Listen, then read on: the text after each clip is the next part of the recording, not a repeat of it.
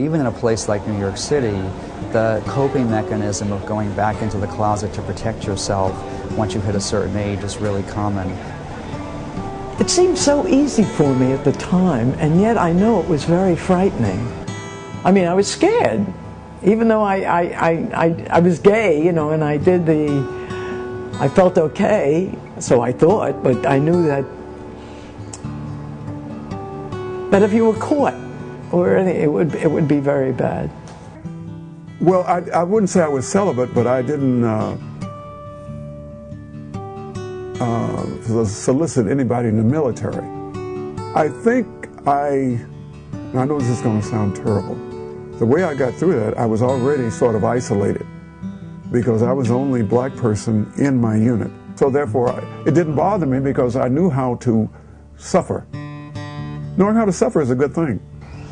I had friends that said, "Don't ever call me again." I suddenly found myself alone, fearful even to go out during the daytime for fear of running into parishioners. I wasn't allowed to tell anybody about that by orders of the head of the cathedral.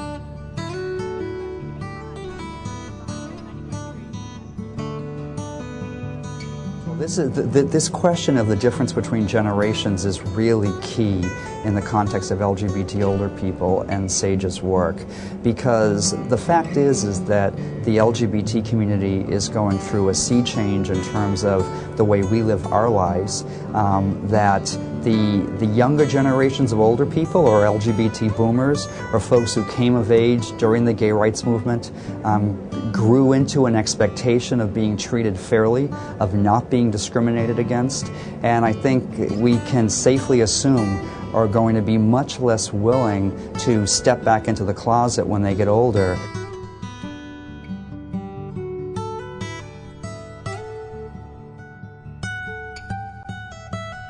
I don't have a church community anymore, and after 25 years of being a priest, that's very different. That's hard for me. And I belong to my choir, of course, and that's very, always that interesting.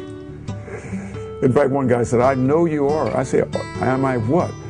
So then he said, I said, "Well, what's wrong with that?" You see, I don't feel that I got to tell anybody, but I could be wrong.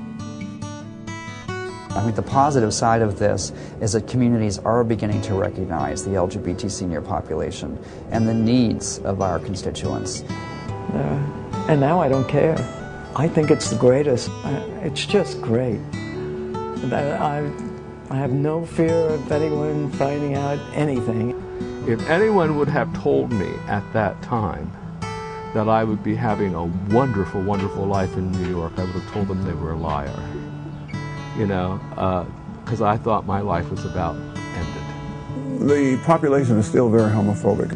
The kids now, they have it easier because the earth has been turned over, you know, and there's really low-hanging fruit for them in a way, because they don't have to go through the things we went through. The senior world, the retirement world, is nowhere close to ready for LGBT boomers, and they're coming quickly. And that presents a huge challenge, but it also really presents an opportunity, because it presents an opportunity for the retirement world and the senior world to start to change in ways that will be supportive, and that's really important. Obviously, LGBT seniors are just one slice of today's seniors.